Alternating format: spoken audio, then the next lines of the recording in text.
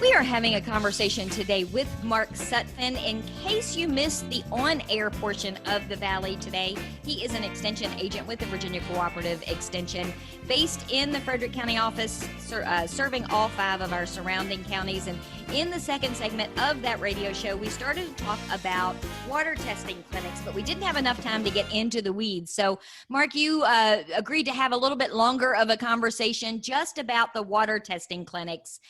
Are they available for all 5 of our surrounding counties? They certainly are. We actually have stated times and meetups for our pickup times and our drop-off sessions for the kits and the samples that we're asking you to collect. This program, as we were talking about, is for private water supplies. So that would be a well, a spring, a cistern, not the public water supplies, not your town water, not your city water, county water, whatever, through the municipal supplies. This is a private water supply, a way to check your drinking water or the water that you're using to cook with or the water you're using to brush your teeth with. And we are offering it across the 5 counties in the northern Shenandoah Valley. So Clark, Frederick, Page, Warren, and Shenandoah all have a program going on. And this is one of those things, you mentioned the municipal water. I live in Middletown and I'm on Middletown Town Water. And I know every couple of months with the water bill comes a couple of extra pages that is the water analysis, because the localities are required, I guess by law, to test and to share those results. But if you've got a well, there's not really anybody overseeing that. And that's why these are so important. You're exactly right. Yeah, the municipal supplies get checked daily, multiple times per day, actually. And then so these private water supplies are out of sight, out of mind. You take it for granted. You turn the tap on. You need water for whatever you're doing, and you expect it to be safe. And unfortunately, it's not always safe. And a lot of the parameters, even some of the harmful parameters, you can't taste, you can't see, you can't smell them, and it really does require a test to look for things like E. coli, other bacteria, as well as some of the heavy metals. And that's what these water tests do. I mean, they check for a number of different types of issues. That's exactly right. There's a total of 14 parameters that we look at, one of them even being pH. Now that's a simple thing. You would think measuring the pH of a water wouldn't be a big deal, and it's not really. But just one of the tips, if your water is overly acidic, it can actually deteriorate and break down metal pipes and fixtures within your house. That can cause issues in and of itself, but it breaks down if you have copper, brass, which has some other metals in it, lead, a small percentage of lead, and so you're breaking those metals down and ultimately drinking them if you have high acidic waters. When I was growing up, we lived out in the county, so to speak, and we had well water. And we also had hard water. And I don't even know how old I was before I finally understood what that meant. All I knew was that it made our bathtub look disgusting and like it was always dirty. But hard water is a thing, and it's something that you test for as well. That is correct. And we have a lot of hard water in this area. Comes from high calcium content in the water.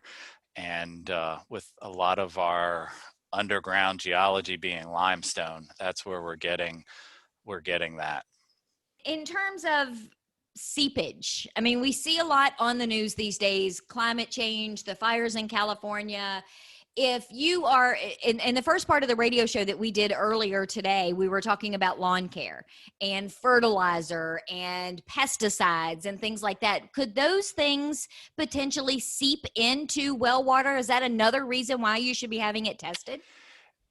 Those we are testing for nitrates, which would be picked up if there is heavy nitrates from manures, say from livestock.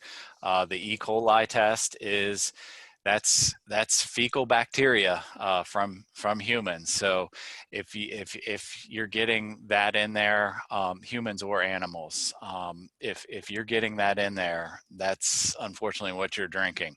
And you want to know it if you're dealing with that. And we'll talk about maintenance. A lot of the results meeting, we'll talk about corrective measures. We don't do the corrective measures ourselves. We suggest those be done by private entities in the community. But the whole purpose of this is educational. So we try to help you understand what you've got, why you've got it, maybe some preventative or corrective measures that you should seek out or possibly try to do yourself. And back to your original question of seepage, again, us being in a limestone-based area, karst geology, and we've got sinkholes, we've got caverns and things like that underground, we've got limestone rock outcroppings. Those all create a sensitive situation and basically tie our groundwater directly to the surface. And we'll talk about that more in these clinics and how to manage those sensitive areas. Yeah, because that's not something people typically think. They think about limestone and rock in their lawns or their yards when they're digging for something, but not how it's actually going to impact their water supply. You don't necessarily equate those two things, I think, for the regular person. You're exactly right. So let's say I live in Frederick County. I mentioned that I'm on Middletown Town Water, but let's say I lived out in the county. Let's say I'm like my parents who live out in Clearbrook and they have a well. Walk me through what the process is. So the best thing to do, we will accept registration, and you will have to register for this event. You can register online, and Janet has the link, and we'll get that posted with this podcast. And on that online registration, you can pay with a credit card, or you can access the printable form and fill that out and mail it to our office with a check to pre-register. And then we will all meet up on October 17th. Again, this is for Frederick County participants. Between 9 and noon, we will be stationed at the Sunnyside Plaza Circle. That's the property that's owned by Frederick County government, where the Food Line and Shop and Save used to be at Sunnyside.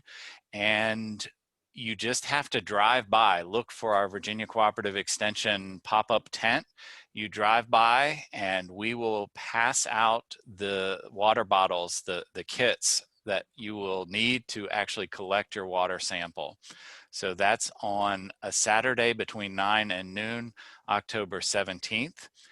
You would then meet up with us online, and we will go through a kickoff meeting, and you will have that link in the registration.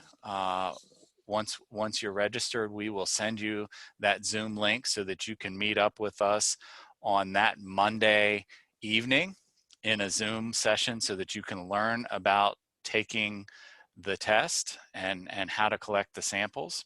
Because it's not as simple as just turning on the tap and filling the bottle. There's a little bit more to it. You're exactly right. Some of those are required to be a first draw. So that means the water, we're asking for the water to sit overnight in the pipes. And so you take it first thing in the morning.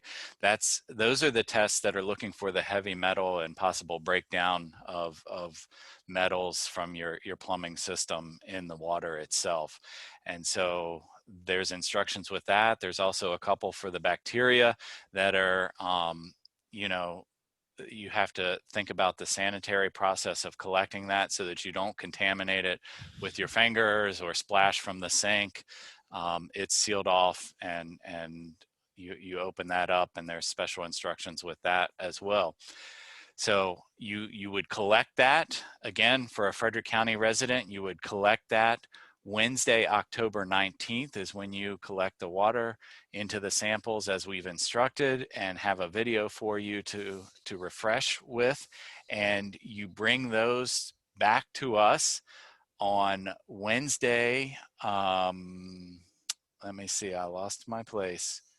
Wednesday morning, the 21st of October, between 7 and 10 a.m. The same location at Sunnyside where you picked up your kit. We will be standing there in the parking lot or the perimeter of the parking lot with coolers, putting your samples in the coolers, and at 10 a.m., that's a hard time frame. We'll be headed south down 81 to get those to the labs at Virginia Tech. And I joked with you on the radio that it was like a Mission Impossible type thing, that you've got to get them there, because the timing is important because of what may or may not be in that water supply. That's correct. For most of the bacterial tests that are being done, it is time sensitive. And so at that point, you've done what you need to do. We will then meet back up via Zoom on December 7th with participants from across all 5 counties at 6:30 p.m. and discuss the results that we've found. We'll talk about some of the management techniques as we were talking before, some of the control, preventative measures that you should be taking, best management practices, maybe some corrective measures that you should do if you have certain things showing up in your water. The test results themselves will be, those are all personal. They will be emailed or mailed via U.S. Postal Service directly to you. We will not broadcast those across the Zoom meeting in any form or fashion, other than just a collection of what we saw across all 5 counties as a whole, not anybody's individual results. And that's beneficial too, because like you said, nobody's going to know what I have in my water. I'm only going to know that unless I ask you a question at this meeting based on what my results are. But it gives you guys a good idea of what you're seeing across Frederick County or Clark County or Page County, and kind of gives you a sense of what's going on under the ground with some of these water supplies. It does give us a sense of some of that. That's correct. So we were walking through Frederick County, but every single county has its own day to pick up. Actually, some of the counties have 2 days that you can pick up, and then it has the days for drop off. So you have a chart that I'm going to put a link to up on the podcast page as well. Yeah, that's right. Frederick's kind of the unique one. We're not collecting at the extension office just because we're downtown Winchester, second story of the building. It's a little more difficult to access this building over the period of a couple days to collect and get your kits. All the other counties, the kits are being handed out in the extension offices on a Monday, Tuesday time frame. During normal business hours or later that evening of the Tuesday of the week, we're doing it in that county. So as Janet said, check out the spreadsheet and the document. We've got it all listed out by county.